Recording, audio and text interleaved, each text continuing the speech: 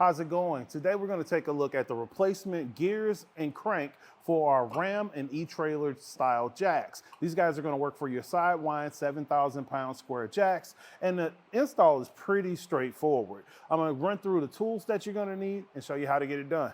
To get this done, you're going to need a hammer, 10mm wrench or a socket wrench, a couple punches to get your pins out, a hook to remove your retaining pin.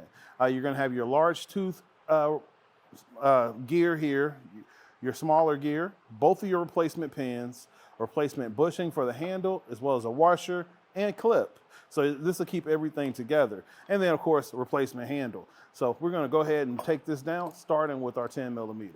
I think projects like these are awesome opportunities to spend with your kids because it's low stakes, it's pretty easy to get done, and that way you can make those memories. And speaking of memories, here at eTrailer, we really like doing things, especially like towing and repairing stuff and switching it out. So I'd love to see your review of how well this works and how easy it was to install, because we just love having that interaction with you.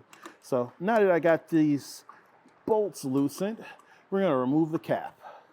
All right, we're going to pull this out and then snatch this cap off. And now we can see our insides. So you can kind of see on the ridge right here where that pin is. I'm going to use this hook here, and we're just going to get it over the edge. And now we can get this guy freed up. Now, and we'll have access to our pin right here. And that way we'll be able to pop it out with our tap. I just thought of a tool that I did not include: safety glasses, especially if you're using a punch, because anything could happen. Just gonna get that a couple whacks. I already see it moving now. So now we're gonna remove our old handle, and you can see the hole where our pin went through. And your gears are gonna just plop out basically. Here's your old pin. There's my bushing. And our gear. Now, some people will just replace gears if you notice from cranking that it's not lifting or lowering correctly, or you can tell that one of the teeth are broken. But generally, it's a good idea just to swap out everything. These jacks are made to deal with a lot of stress for a long time, and this is going to be the failure point of it. So just switch it out, and then you'll be able to just reverse the process to install it. So the pin right here, this guy's gonna just move freely out.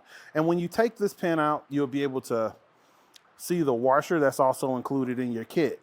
Now I grabbed this jack from stock just to show you how to do this install. I know a lot of people have been doing this longer than I've been alive, but some people are new to it. So it's good to show everybody all the information. So let's go ahead and put it back together, and we're just gonna do a reverse order. So I'm gonna reinstall my pin, and I'm gonna grab my large tooth gear. You can see on the bottom, you can just line it up and it'll just drop right on. All right, so now we're gonna go ahead and put this together, kind of lining it up how it's gonna go on the inside. We can just go ahead and put our retaining clip here, and we'll just slide this right here. And then we'll take our handle, and this is what's gonna hold everything together. So, slide this guy in. Going to get our bushing with our clip. We want to make sure the clip is on the right side of our bushing. I'm going to grab that as well. And this is just the end cap on the other side of the trailer jack. That's not included in the kit, but you will definitely need it to keep everything where it should be. And now we're going to get our pin back in. So you're going to be able to align the hole in your handle, just like when we put it in. I'll just crank this right here so you can get the hole on top. All right, now we're going to reinstall our pin that's holding everything in place. Now I found that, if you get it lined up, it may take a little bit of time, but once you get it started, you can just tap it right in with your hammer.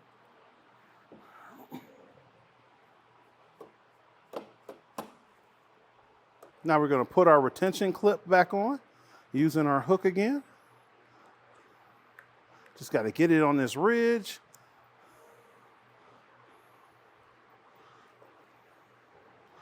Having grease all over your fingers makes it a lot more difficult, but in the end, it's still better than buying a new jack, or especially over a repair that you can get done with minimal effort. See, just that easy. Now, from here, you can actually put the lid back on and use the grease zerks to re-grease it. But if you already have the gearbox open, it's not a bad idea to lubricate this with an appropriate multi-purpose grease. You're gonna go ahead and just apply the grease directly onto your gears. Be aware of the blowback. You can work it in, make sure you get some good coverage on the teeth, because that's basically your friction point.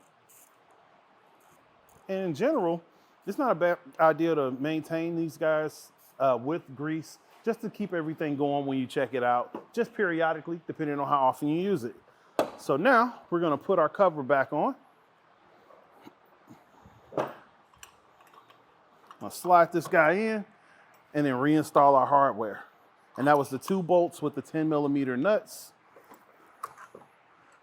All right, as we get this guy tightened down, we're done. And tell you the truth, it's a pretty quick install on it.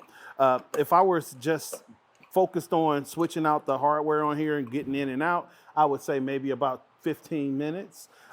Even for a novice, you're gonna still be in that same range. So again, this is Ed with etrailer.com, taking a look at the replacement gear kit and handle for your Ram and eTrailer trailer jacks rated for 7,000 pounds. Have a great day.